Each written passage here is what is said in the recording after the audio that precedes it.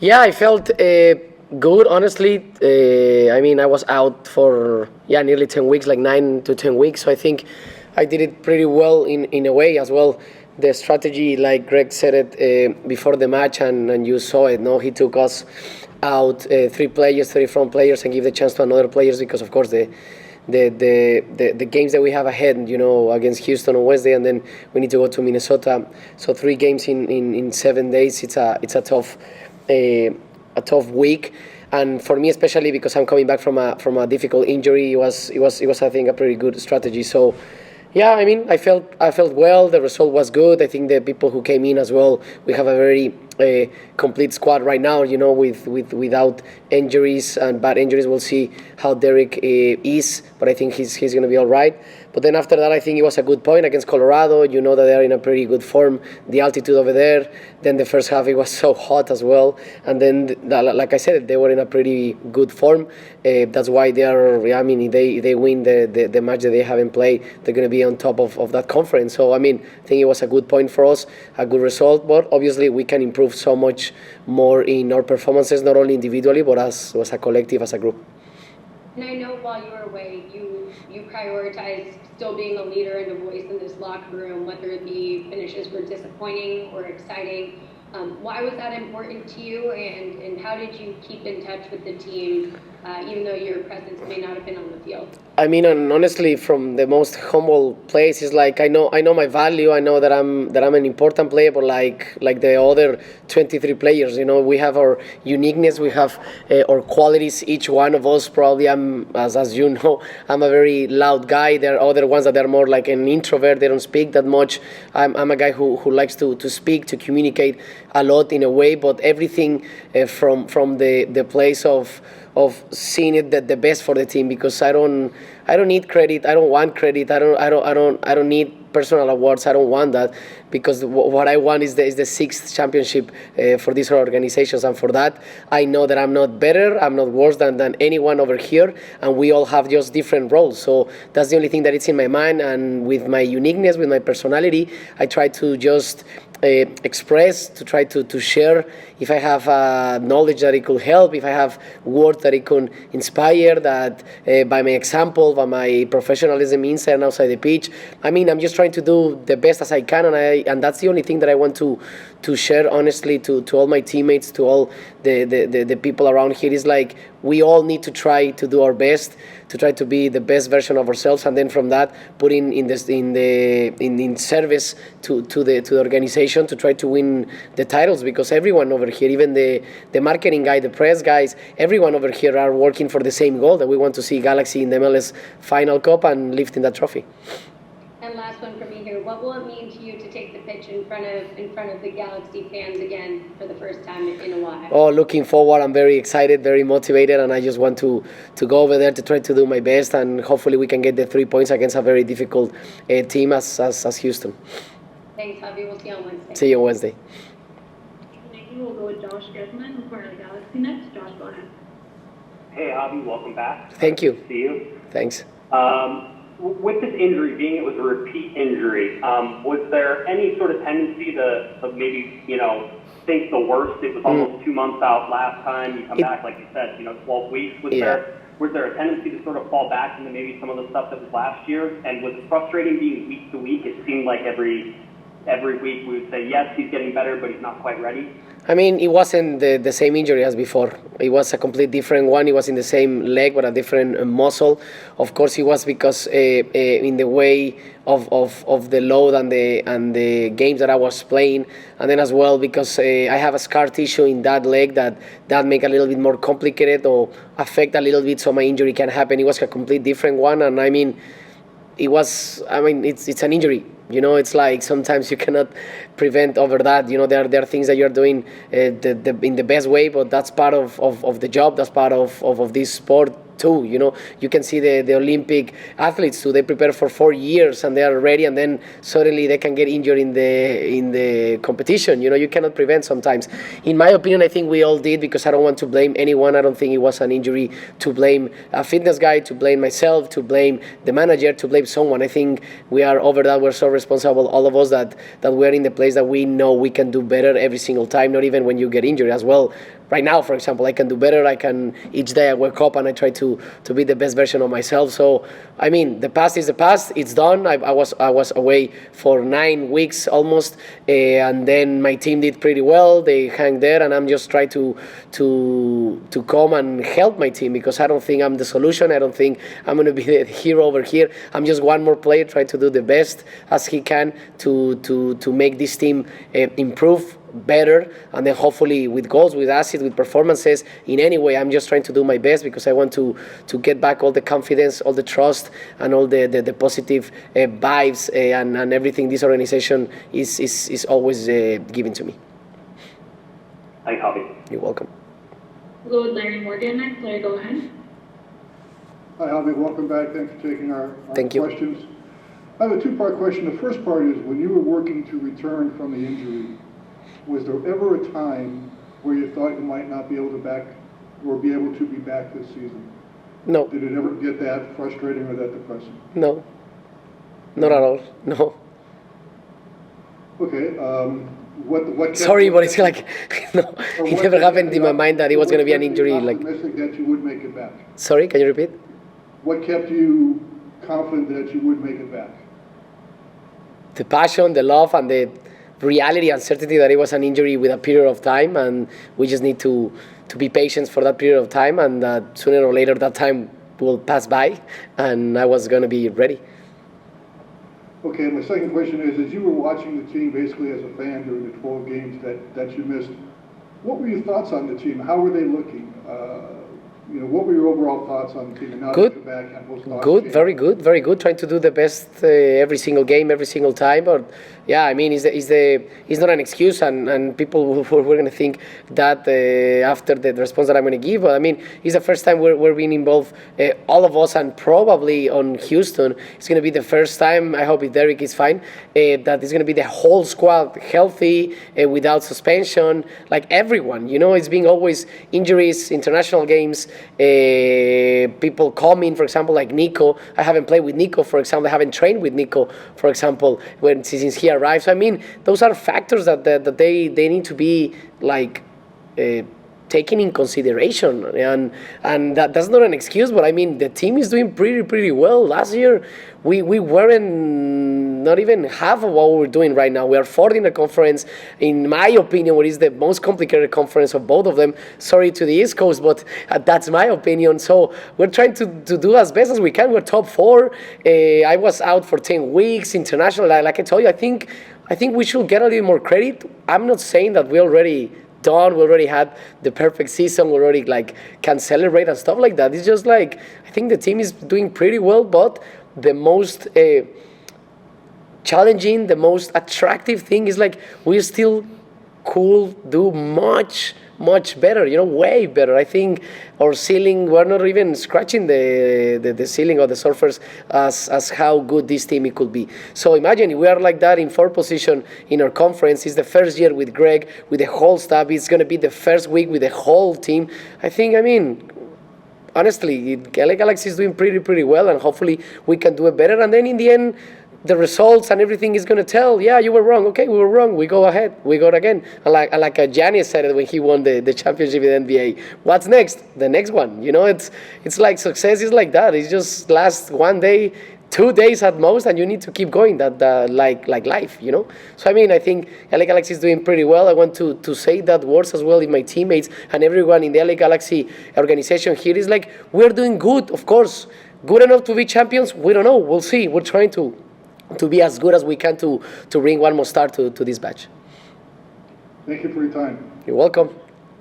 Gracias, Javier. Ahora veremos a las preguntas en español. Empezamos con Eduard Kawich de LA Times en español. Eduardo. Que va. ¿Qué tal, Javier? Qué Muy ole. buenas tardes. Buenas tardes. Javier, En estos tiempos, para nosotros es algo difícil porque no vemos muchos entrenamientos y no vemos el ánimo de los equipos. Sabemos que en el Galaxy pues han pasado cosas muy difíciles con Jonah, con Sebastián. ¿Cómo has visto tú el ánimo? ¿Tú crees que ha afectado eso el grupo? ¿Crees que lo ha fortalecido? ¿O has visto un cambio con todo lo que ha pasado con el Galaxy? Fortalecimiento y mucha valentía y mucho amor, particularmente, como tú bien los mencionaste, sobre Sebas y sobre Jonah, de cómo han manejado toda la situación y lo están haciendo de la mejor manera posible. Y créeme que, a fin de cuentas, simple y sencillamente esos momentos, si los canalizamos de una muy buena manera, todo se puede ver de una manera más positiva. Obviamente que son momentos complicados y principalmente para ellos, para todos nosotros, pero la verdad creo que eso nos puede motivar, nos puede alentar aún muchísimo más a poder llegar a cumplir nuestros sueños y nuestros objetivos. Gracias. De nada. Gracias, Eduard. Vamos con Rodrigo Serrano de Diario AS. Rodrigo, adelante. Hola, Javier, ¿cómo estás? ¿Qué huele? Bueno, soy que los fans van a poder disfrutar y del Galaxy para que los puedas ayudar. Mi pregunta es, en comparación del año pasado a este año, ¿cómo manejaste el tema de la lesión mentalmente? Porque vimos que fuiste, pues ponías muchos posts en Instagram para que, como que informándonos de que sigues trabajando. ¿Qué tan diferente fue ese proceso? Me gusta mucho la información de cómo seguirles informando. Yo la verdad que nada más mis redes sociales las utilizo para compartir mi vida. Yo creo mucho que en este mundo o en estos tiempos lo que más nos hace falta es vulnerabilidad, y lo único que quiero mostrar es que soy Javier, soy un humano y tengo gustos, tengo hobbies, tengo prioridades, y simple y sencillamente quiero mostrar lo que se me antoje ahí mostrar sin ningún afán. Simple y sencillamente lo estoy disfrutando, y estoy disfrutando compartiéndolo a la gente, porque lo único que le quiero decir, como también ahorita aprovecho en palabras o todo eso, es que todos somos humanos, todos valemos lo mismo. Aquí simple y sencillamente lo más importante es no juzgarnos, respetarnos y verle el lado bueno a todos los motivos y a todas las situaciones. Como la pregunta anterior, conforme con lo de Jonah y lo de Sebas, algo que estoy aprendiéndoles muchísimo es cómo están manejando toda esa situación, cómo lo están canalizando de una manera positiva y sacándole el mayor provecho posible. Así que simple y sencillamente es lo que yo decido hacer. Y ya entrar, perdón que no es que vaya a evadir tu pregunta, pero bueno, estamos a la mitad casi, ya llegando casi al final, entre comillas, a mi segunda temporada, y el cómo manejé lo anterior a lo ahorita y compararlo, créeme que simple y sencillamente hay una palabra que es fundamental y que te voy a hacer la historia un poquito más corta, pero es responsabilidad. Comparándome el año pasado ahora, he asumido muchísima responsabilidad y simple y sencillamente quiero plasmarla en los entrenamientos, en mi vida, en el cual quiero vivir, crear la vida que me merezco y que quiero yo vivir, simple y sencillamente porque no depende de nadie más, y no quiero ni culpar a nadie más cuando las cosas van bien y cuando las cosas no van tan bien. Uno es responsable de nuestra vida y de nuestra realidad. Vamos con Mónica Delgado. Mónica, adelante. Gracias, Vicky. Hola, Javier, te saluda Mónica Delgado de pasefiltrado.com. Antes de tu lesión estabas teniendo una formidable temporada con el Galaxy y eras líder de goleo en la MLS. Luego de perderte más de 10 juegos con el equipo, mentalmente, ¿cómo te sentís en tu regreso y cómo está tu motivación para volver a ser el primer lugar de goleo? Gracias. A ver, para ser el primer lugar de goleo, no, créeme que en ninguna parte de que he jugado fútbol, o sea, y la verdad que suena muy paradójico, pero sé que es una de las maneras que puedo ayudar mucho a mi equipo, pero yo nunca he jugado por hacer goles y nada más llevarme los títulos personales, ni mucho menos. Créeme que, y te lo digo ahorita y te lo firmo, de nada me serviría el quedar campeón goleador y quedar eliminados en playoffs y no ser campeón, y preferiría cambiar eso con tal de conseguir la sexta estrella para esta institución. Y también me llama la atención cómo a veces se puede interpretar como si la temporada ya hubiera acabado y son dos, ¿no? Como que tenía y ahorita no tengo. Al fin de cuentas, también en números y todo eso, nada más he jugado 11 partidos, llevo 10 goles, llevo una asistencia, así que también lo he tratado de hacer de la mejor manera. Las lesiones, las situaciones a veces pasan, pero como siempre lo he dicho, por eso cuando caen todos los goles o cuando estoy bien, ni me siento el mejor jugador, ni lo trato de estar presumiendo, ni mucho menos. Y ahorita también cuando he estado 8 o 9 semanas fuera, significa que ya se me olvidó cómo jugar o que ya la temporada haya cambiado.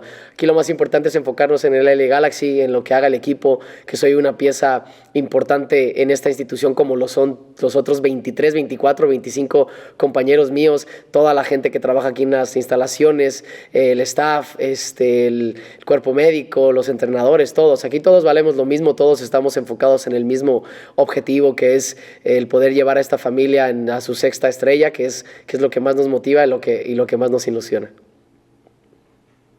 Vamos con una última con Juan Martín. Juan Martín, adelante. Hola, Javier. ¿Qué onda? Preguntarte, hace ratito hablabas de tus motivaciones, qué tanto la selección mexicana sigue estando entre ellas, sobre todo porque las últimas semanas sigue siendo mencionado, como que la gente también espera a qué pasa. ¿Qué tanto sigue siendo una motivación para ti? Yo obviamente el tema de la selección mexicana, como todo fanático mexicano, siempre le vamos a desear lo mejor, que le vaya de la mejor manera. Tengo ya muchísimo tiempo sin ir, y bueno, yo siempre trataré de hacerlo de la mejor manera, de lo que me toque a mí como futbolista, y ya de ahí ya veremos qué vaya sucediendo poco a poco, porque esa situación no está en mis manos. ¿Te sorprende que la gente te mencione cada vez más? La verdad, y te lo digo honestamente y con todo el respeto, no sé si me mencionan o no veo mucha prensa, no veo muchísimas noticias. Créeme que estoy enfocadísimo en mi vida, en mi rutina, en los detalles, en cada día lo que estoy haciendo, en también los proyectos que tengo fuera de mi profesión, con mis hijos, todo lo que me rodea, que al fin de cuentas sé como desde que debuté, y como también me lo enseñó mi abuelo y como me lo enseñó mi padre, que obviamente te le debes al 100 a tu equipo, y que bueno, que obviamente la selección siempre es un plus y es un extra, que siempre es como una recompensa a tu esfuerzo y a tu trabajo, y que si se da, bienvenido sea, pero que si no, pues también tienes que seguir trabajando y que la vida sigue. Just wanted to get your pulse on playing with five backs on Saturday, and if that's something you'd re-implement heading into Wednesday's match against Houston, or what the opponent kind of brings to the table, and whether you use that shape again. Yeah, I mean, it was something that we wanted to see, just with our group. It was, Ryan not being available, sort of meant we didn't have kind of our true sort of defensive midfielder there. So again, it was something that we wanted to utilize. There were some moments where I thought it was useful and beneficial, and there were some moments that it didn't matter if we were playing 4, 5, or 6. We were too stretched out from front to back and too exposed, and made things difficult on ourselves. So is it something we'll use? It's something that we have if we'll have done it, and we have some information and some ability to assess it. We trained it a bit last week going into the game. So it's there for us if it makes sense. It was also a time period where it was going to be hot in the afternoon, and it was going to be at altitude, and we wanted to take some verticality out of the game, which again I would say to you we didn't do a very good job of in the first half of taking that verticality out. So there were some execution things that we needed to be better at, but we've done it, we've used it, we've seen it a little bit. We've used it in periods during games as a rotation or a shift, as we did at the end of LAFC, and we got a goal out of that shift. So we have it if we need it. We'll determine whether it's the right thing as we move into the next game, but we'll I think it's a versatile group that gives us options, but we certainly didn't execute it exactly how we would have liked to, that's for sure. And that's not just the back five, I just mean from a collective standpoint. And Javier just was talking about how this could be the first match all season where you have everyone available. First of all, will everyone be available? What are the injury updates? And second of all, I mean, what are your kind of thoughts as you finally get your full arsenal of players and their skill sets to kind of give you that depth that you were just talking about? Yeah, I mean, we're as close to healthy as we've ever been. That's for sure. We're still taking some inventory coming out of the game in Colorado, making sure that everybody is okay and ready to turn around for Wednesday. But having said that, we have everybody. We'll have a limited time to prepare the group, with the game being on Wednesday. But it's still nice for sure to know that we'll have a group that will be able to start and get the game going, and you'll be able to look obviously across our bench as we always do with some with a lot of quality to be able to come and impact the game and adapt as we need to. But I think we're still at a point. I wish we had this whole week to prepare with our entire group here. That would be nice, but we don't. So we just need to turn around. We had a great meeting just now. Just went through some video and talking about some things since we finally have everybody here, just to reconnect everybody on the same page. And so I'm excited about just the group we have. Now we just need to get to work, and we need to push our performances to a higher level. We were able to get a really, really good point, I think, in Colorado, but not necessarily in the way that we wanted to get it in terms of our performance, but we were able to get it. And so for us is now really focusing on improving our performances, getting everybody together on the same page, working our best groups out and our best relationships out, and doing all that stuff as we progress into this latter stages of the season. Thanks, Coach. See you on Wednesday. Thank you. Thanks, Nikki. We'll go with Josh Gassman next. Josh, go ahead. Hey, Greg. Thanks for taking the time. Appreciate it. Hey, Josh. Following up a little bit on Nikki, is there an update on Derek Williams? I don't think we asked you after the game what his injury was or sort of what you guys were looking at with him. I don't even have an update yet. I think they were going to check out this afternoon. He was going to get a scan, see where he was. He had some growing pain, I think, in the game and off of a certain play. So in terms of where he is at this morning and what they're going to get in terms of the read of the MRI, I'm not certain yet. There's a possibility it could be a shorter term thing, or it could be turning around. I don't even know exactly, other than he's going to get a scan, and we're trying to see exactly what we're dealing with, what we're managing. And you have only one home game in September coming up this Wednesday against Houston. Is there any added emphasis on it just because it is a home game and obviously, winning home games is one of those things that good teams are supposed to do? Or is this really about managing the whole month, understanding that you have a bunch of road games on either side of that home game?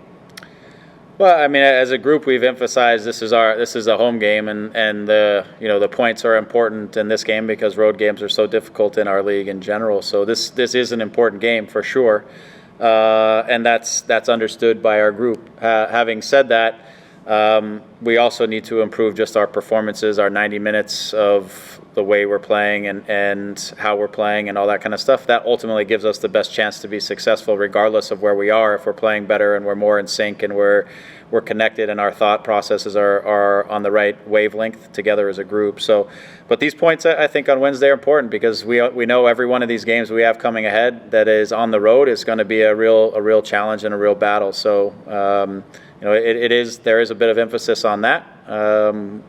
But we're going to put out a group we feel gives us the best chance to win the game, like we do every time, based off of who we have and the moment we're in. All right, thanks, Greg. Yeah. Thanks, Josh. We'll take it with Larry Morgan. Larry, go ahead. Hi, Greg. Thanks for speaking with us again. Hey, Larry. It looks like you guys have another compact schedule, to put it mildly, this month. It seems like every month this season you guys have a bunch of games in a very narrow time frame. Do you ever get used to it? And how do you not stop thinking about the physical toll it takes on your players playing all these games in such a short amount of time? Yeah, it's we all knew coming into the season what the challenge was and how it was going to be presented this year. And the challenge is on multiple fronts. One is the players' front and just the physical toll of the way the games are set up, where you have these tight blocks of games and then you have 2 weeks off, and then you have international guys who are still traveling a lot and still playing, and now they're three game windows, which is brutal on those guys and those scenarios as well.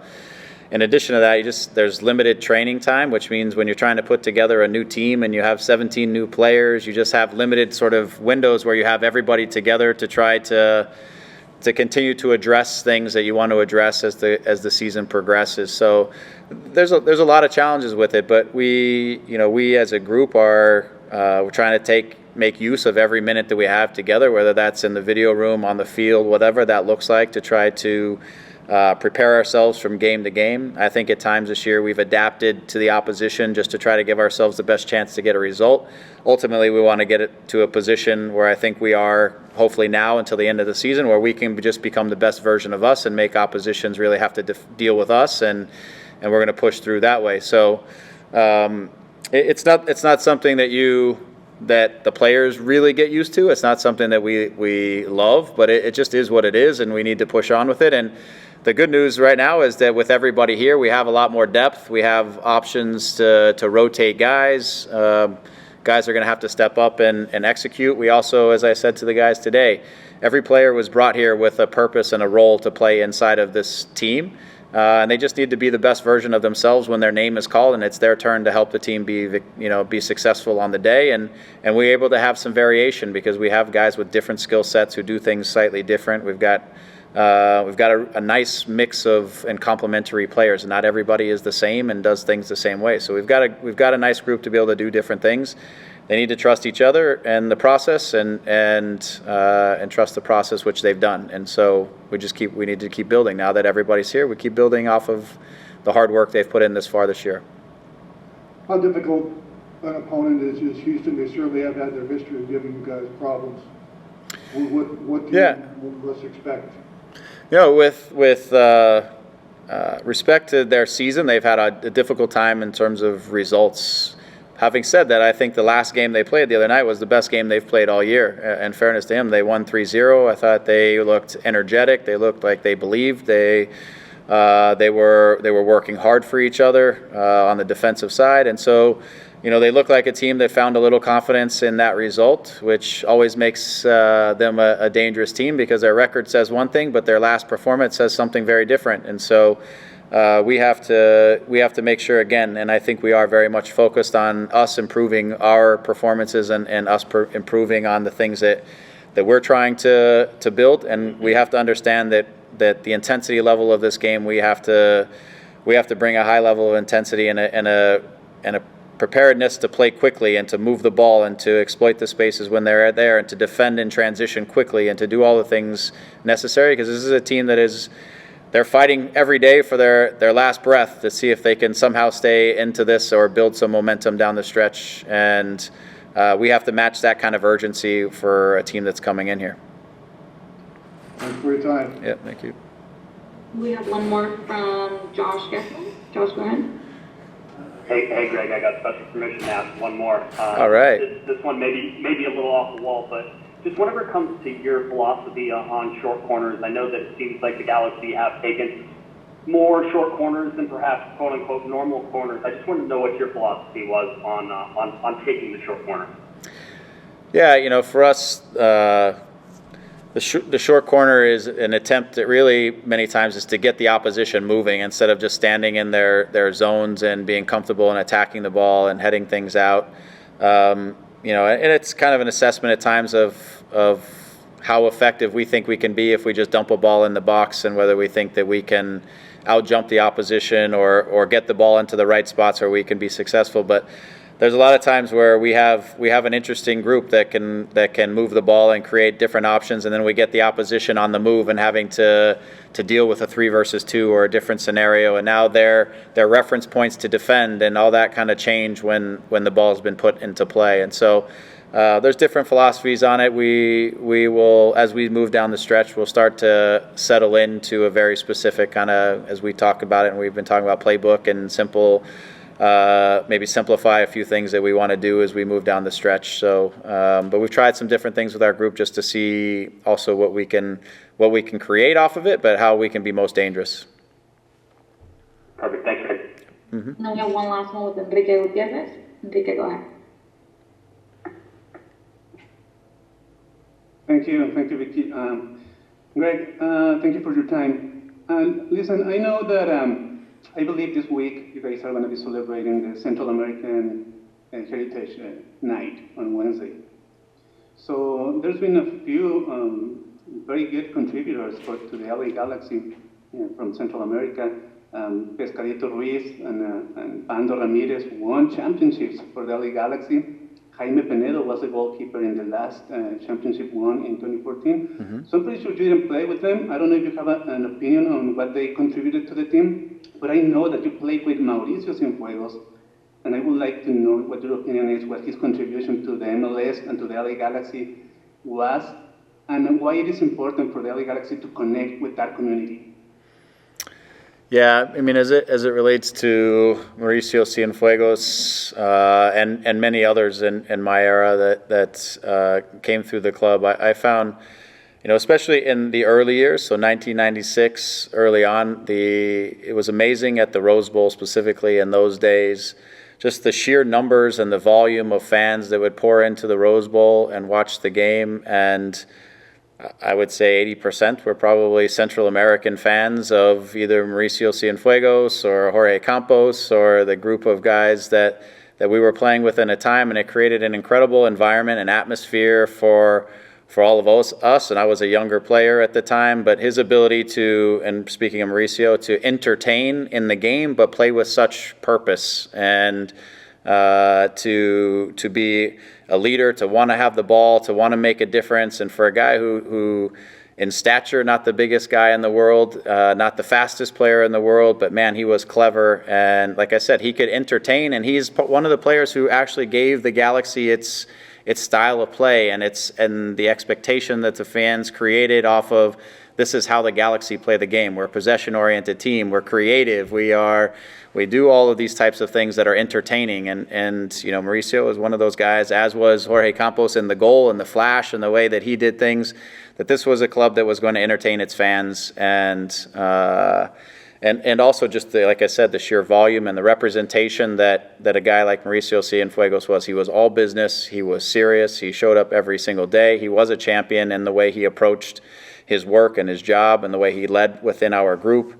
And so again, I think he then went from playing to helping the club become a champion to then working within the academy and helping to nurture and integrate the next generation of players that were coming through the Galaxy. And he's for me still, he's a good friend and a guy that I speak to periodically and try to catch up with periodically. And again, I think he was one of the pioneers of the league who really got the league going, along with other guys, but from this club and from a Central American perspective, for sure that. And then, like you said, you mentioned some other names of guys. I played with Ruiz in Dallas, not in Los Angeles, but again, another just competitive, hardworking. I think he taught a lot of forwards how to play forward in this league, to be physical, to find contact, to be aggressive, and was a winner.